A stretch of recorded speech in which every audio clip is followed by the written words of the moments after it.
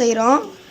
இந்த மாதிரி carrot beans ரெண்டும் கட் பண்ணி எடுத்து வச்சு இந்த மாதிரி நல்லா டீப் ஃப்ரை பண்ணிக்கோங்க. பாஸ்தா வந்து ஒரு 5 மினிட்ஸ் நல்லா பாயில் பண்ணி எடுத்துக்கலாம். நம்ம செஃப் வந்து இவங்க தான், பேர் தீபிகா. இது வந்து பேஸ்ட்டு டொமேட்டோ, ஆனியனு, அப்புறம் மிளகா இதை வச்சு நல்லா பேஸ்ட்டாக அரைச்சி கொஞ்ச நேரம் டீப் கிரேவி மாதிரி நல்லா வத்துற வரைக்கும் நல்லா கிண்டிக்கலாம்.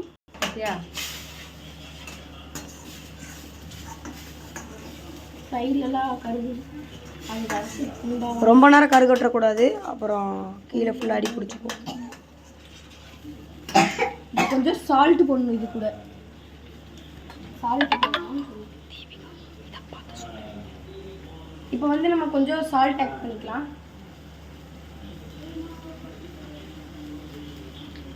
நம்ம ஏற்கனவே வெஜிடபிள்ஸில் சால்ட் போட்டிருக்கனால இதில் கொஞ்சமாக ஆட் பண்ணிக்கலாம்.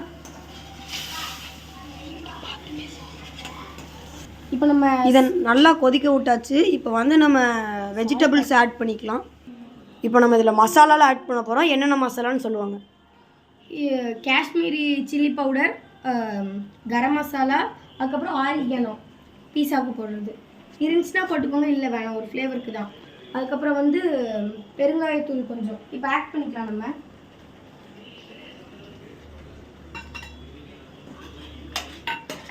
இப்போ நம்ம மிக்ஸ் பண்ணி விட்டுக்கலாம்.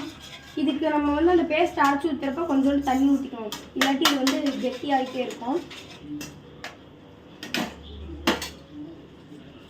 அதுக்கப்புறம் நம்ம பண்ணி வச்ச இது பன்னீர் சீஸ் க்யூப்ஸ் எடுத்து உள்ளே ஆட் பண்ணிக்கலாம். சீஸ் க்யூப் இருந்தால் போட்டுக்கலாம், இல்லை வேணாம். டேஸ்ட்டு ஏன்னா ஃபஸ்ட்டு செஞ்ச வெஜிடபிள்ஸே என்ன ஆட் பண்ணணும்னு பார்ப்பீங்க. வெஜிடபிள் வந்து கொஞ்சம் கடைசியாக தான் இந்த கிரேவிலாம் பண்ண கடத்து தான் ஆட் பண்ணணும். இப்போ கொஞ்சம் லாங் வீடியோவாக போடலாம். இப்போ நம்ம வெஜிடபிள்ஸ் வந்து போட்டுக்கலாம். கிரேவி ரெடி ஆயிடுச்சு. நீங்கள் சீஸ் முடிஞ்சால் போட்டுக்கோங்க. சீஸ் போட்டால் நல்லா கொஞ்சம் டேஸ்ட்டு கொடுக்கும் உங்களுக்கு. அந்த அரிகோனா சீஸ் நீங்கள் அப்படித்தான். அது இல்லாட்டி கூட நீங்கள் சும்மா பக்கத்தில் எங்கேயாச்சும் மார்க்கெட் இந்த மாதிரி போனீங்கன்னா பாஸ்தா பவுட்ரு 10 ருபீஸ் தான், அது சீப்பாக கிடைக்கும். அது வாங்கி போட்டுக்கோங்க. ஈஸியாகவும் டேஸ்ட்டாகவும் கிடைக்கும் உங்களுக்கு பாஸ்தா.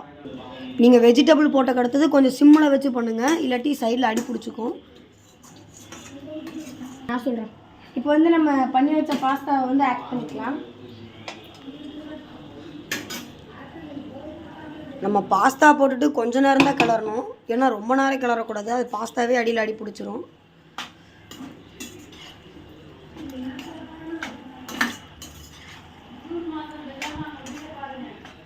நல்லா ஃபுல்லாக ஸ்ப்ரெட் ஆகிற வரைக்கும் பாஸ்தாவை நல்லா போட்டு கிளறிக்கணும்.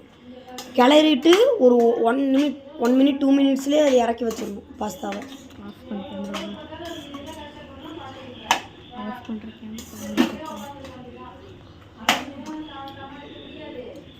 இப்போ நம்ம இறக்கி வச்சுக்கலாம். இப்போ வந்து நம்ம பாஸ்தாவை இறக்கி வச்சுக்கலாம் ஃப்ரெண்ட்ஸ். அவ்வளோதான், நம்ம ரெசிபி முடிஞ்சு. நீங்கள் வீட்டில் செஞ்சு பார்த்துட்டு கமெண்டில் நல்லதா போஸ்டம், அப்புறம் கடைசியாக ஒரு லைக்கும் சப்ஸ்கிரைபும் பண்ணிடுங்க ஃப்ரெண்ட்ஸ். நம்ம இன்ஸ்டா ஐடி நீங்கள் தான், தேன்மொழி ஐடி. இந்த வீடியோ பார்த்தங்க லைக்கும் சப்ஸ்கிரைபும் பண்ணிட்டு எல்லாருக்கும் அனுப்பிச்சுடுங்க இந்த வீடியோவை. பாஸ்தா ஒரு பவுலுக்கு ட்ரான்ஸ்ஃபர் பண்ணி சாப்பிட்டு பார்க்கலாம்.